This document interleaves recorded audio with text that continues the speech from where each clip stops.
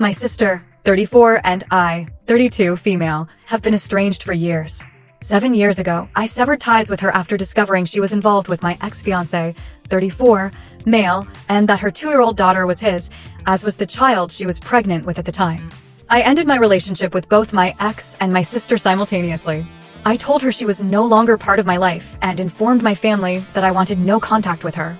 They respected my decision and worked to keep us separated, as the tension and resentment I felt toward her was more distressing for them than not seeing us together. I'm now married to my husband, Luke, and we have 3 young children, all toddlers or younger.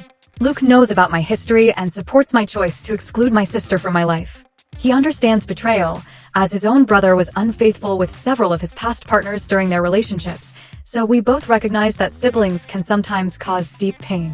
My sister is now married to my ex, and they have 2 daughters together. Last year, my ex suffered a severe injury at work, leaving him disabled. Shortly after, my sister was diagnosed with a serious health condition. They've since struggled to maintain stability, facing challenges with housing and providing for their children. My parents and some relatives have stepped in to offer support. Last month, my sister's husband required surgery, adding to their hardships. I learned about these developments through others, as I've had no direct contact with her. I've chosen not to reach out or provide assistance. Recently, when her husband was readmitted to the hospital and my sister was also hospitalized, Luke and I were asked if we could care for their children temporarily. I refused. My sister contacted me through social media, pleading that she needed my support, emphasizing our bond as sisters and her family's desperate situation.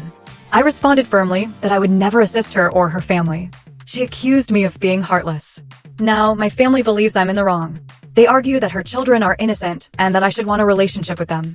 They also say my sister is enduring immense hardship, and I should set aside my pain and resentment to offer some help, given our shared history and blood ties. I explained that I could never do that. While I acknowledge her children are blameless, they are her children, and I can't open the door to any connection with her through them. My family is upset, claiming I've gone too far. Am I wrong for standing my ground?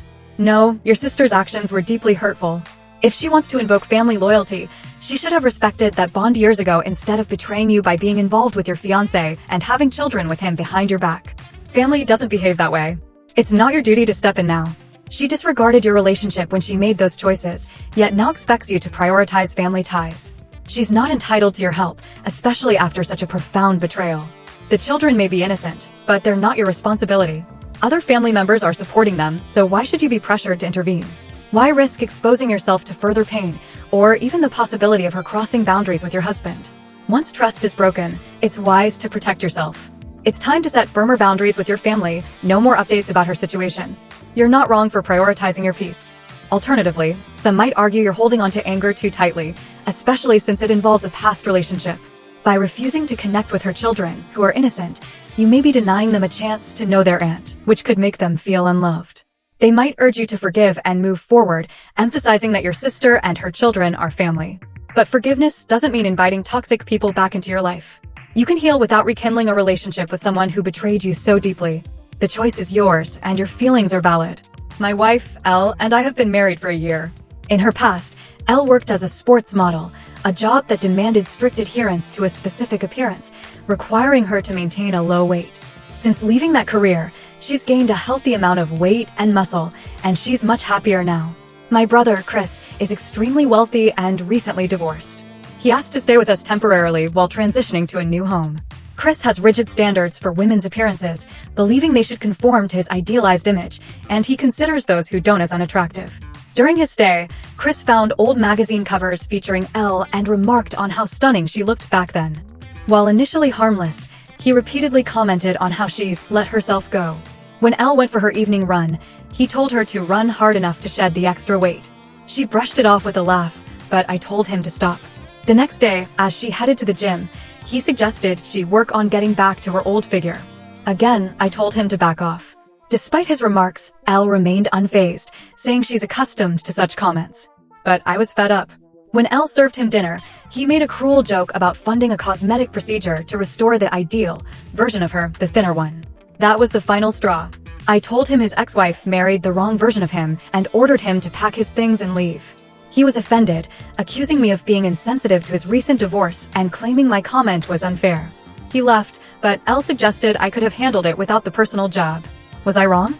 No, your comment about his divorce was harsh, but his relentless insults toward your wife, especially while staying in your home, justified your reaction.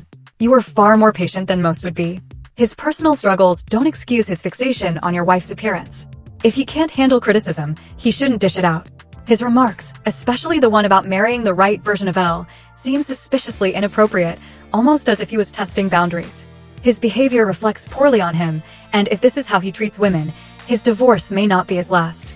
My fiancé, 33, male, and I, 29, female, are planning our wedding. His best friend, Jason, is known for his blunt honesty and tendency to speak without a filter. My fiancé values him despite this flaw and expects me to overlook his occasional hurtful comments about my past. Jason was the first person invited to our wedding, and my fiancé promised to keep his behavior in check. Recently, we announced our pregnancy at my future in-laws' home, where Jason was present. After dinner, we shared the news.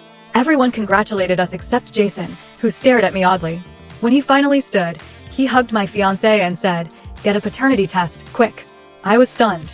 Others tried to move past the moment, but I confronted Jason, demanding he repeat himself. He backed down, claiming it was a joke, but I pressed him further. My fiancé intervened, asking me to sit and calm down.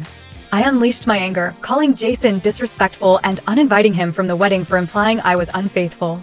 Jason called me overly dramatic, insisted he meant no harm, and stormed out. My fiancé and his mother acknowledged my anger, but felt uninviting Jason was excessive. My fiancé called it a harmless joke and said I overreacted.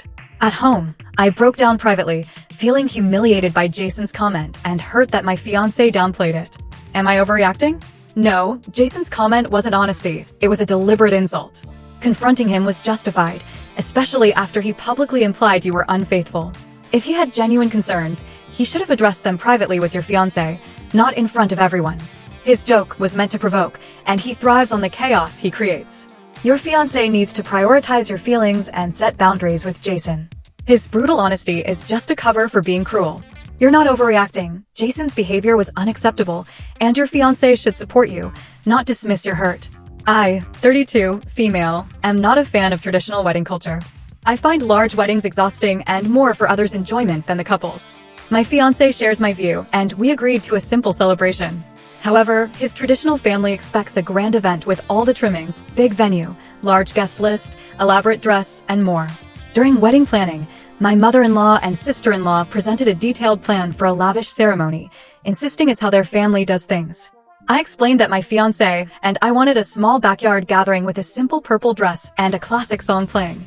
My sister-in-law was shocked, and my mother-in-law nearly collapsed, accusing me of mocking their family and demanding I follow their plan. When my fiancé arrived home, his father and aunt were already there, arguing that my vision would ruin the wedding. To my dismay, my fiancé backtracked on our agreement, saying he didn't expect his family's strong reaction. I was furious, especially after they called me a bridezilla for wanting control and criticized me for not valuing this wedding, despite my previous marriage. We're still at odds, with my fiancé pleading for me to reconsider so his family will attend. Am I wrong for sticking to my vision? No, you should pause wedding plans until your fiancé stands up to his family. Their expectations shouldn't override your shared decision. This situation hints at how they might influence your marriage if boundaries aren't set now. You could compromise and have the big wedding, but you'd likely resent it. Alternatively, eloping might upset everyone. Communication is key. Your fiancé needs to clarify what he truly wants instead of being swayed by his family or you. Some might argue everyone shares fault here. It's your wedding, but it's also his. You may have convinced him to reject tradition without fully exploring his desires. Clearer communication could have prevented this conflict. Your fiancé must advocate for himself and your shared vision before moving forward. For context, my dad has been my biggest supporter and has told my mother to stop interfering.